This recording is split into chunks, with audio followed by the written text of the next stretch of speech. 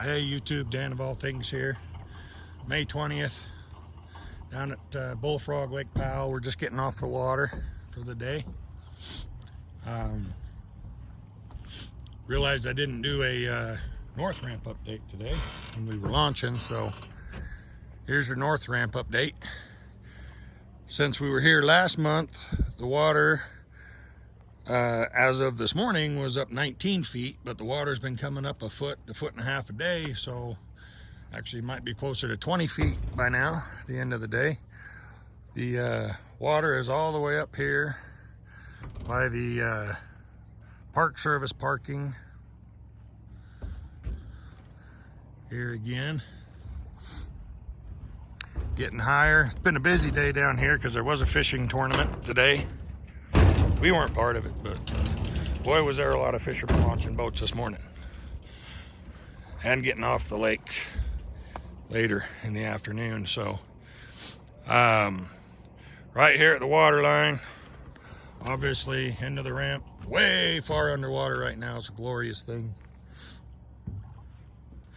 A lot of driftwood and stuff in the lake, as you can see. Crap floating up here.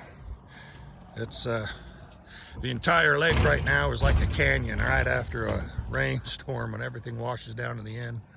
Oh, there's a lot of crap and ugliness here. This is coming over to where we could zoom in over there, get a shot. Just floating stuff everywhere as the water's levels rises and picks stuff up and washes stuff in. I've never seen so much debris floating in the water in the lake before, ever when we've been up here, but had a great runoff with a lot of water rising, so I suppose that gets about everything into the water. But another beautiful day at the lake. We've had this nice calm water all day. We made videos all the way up from Murky Canyon down to Halls Bay. Went back in Halls Bay about as far as we could, which is right over there somewhere.